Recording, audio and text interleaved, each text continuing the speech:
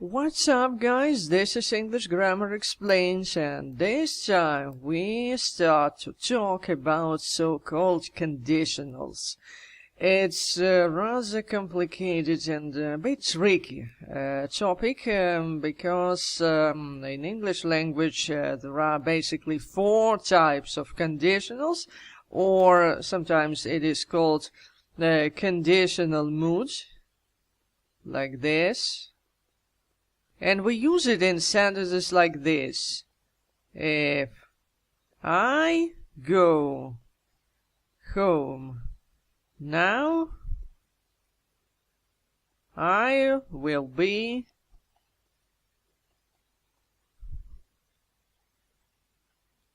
in time for dinner.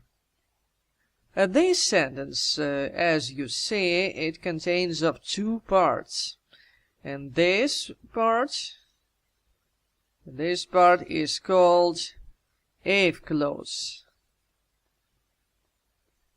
or conditional clause, or simply condition. This is my condition. Why is it if clause? Because here I have if. And this one here, the second part, it is the main clause. So the main idea of my sentence is here.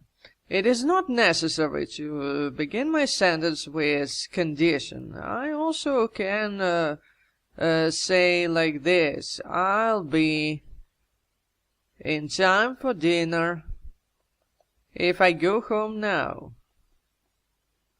So what has changed? Basically, nothing has changed, but I started my sentence with main clause, and my condition is now here. So the position of my main clause or conditional clause is not so important. I can start my sentence with condition, and of course I can start my sentence with main clause. It's all up to me. And because this video is just a bit of introduction in this topic, I want to name all the types of conditions. That's very, very important.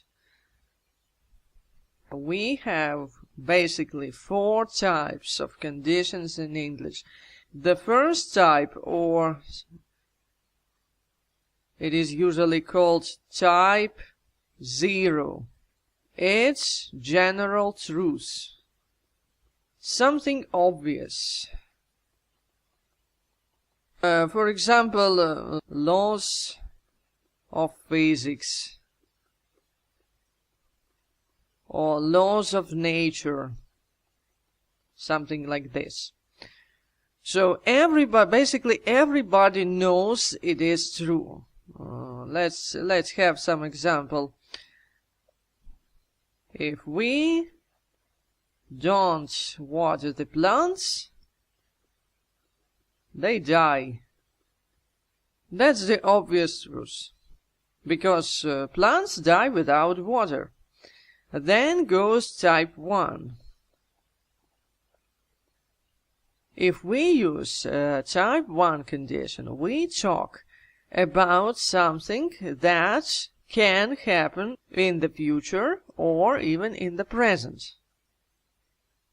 Of course, you can ask, what do you mean by real things? What is real things?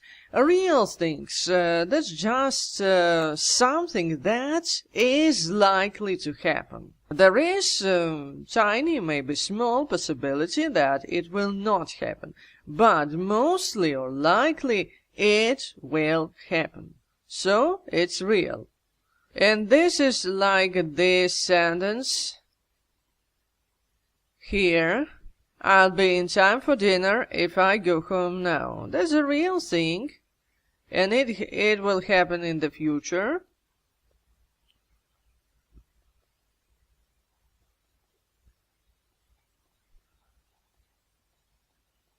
Then comes type 2, condition of type 2. What is this thing? And here it is very important. We use type 2 only if we talk about something unreal, something we want to happen, something imaginary, if you will. That's the type 2. Unreal. Unreal is the key word here.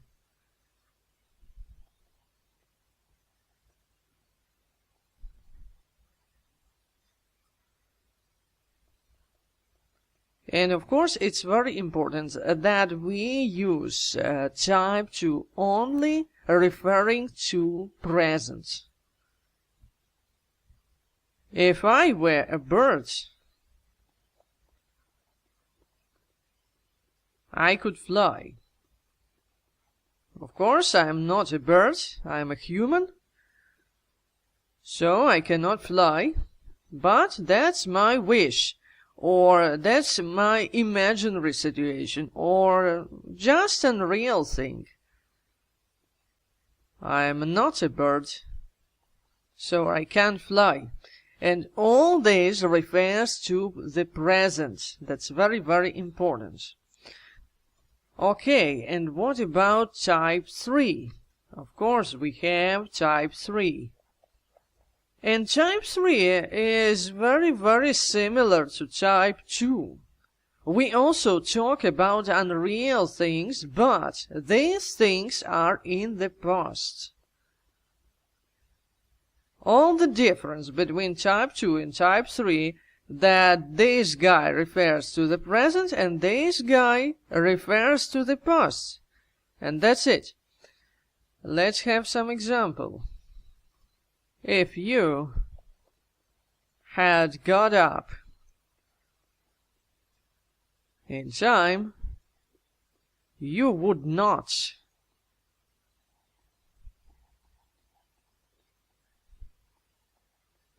have been late for your work, for example.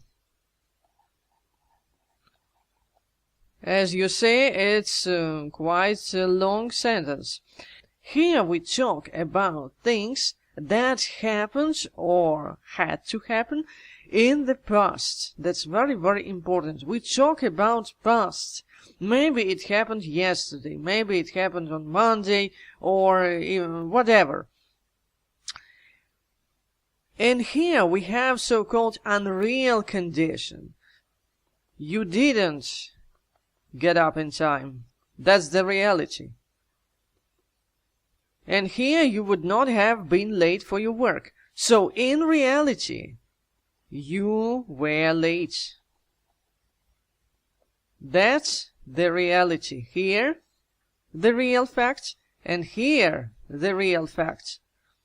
And that's my unreal condition.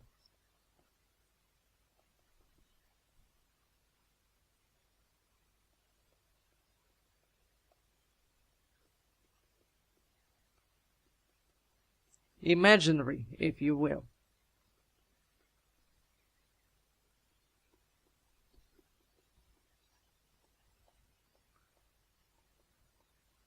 Same here in type 2.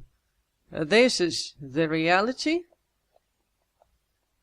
and this is my wish, my desire, my unreal wish, if you will.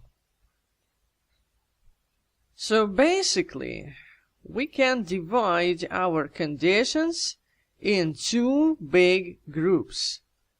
First two, type 0 and type 1, we use if we talk about real things.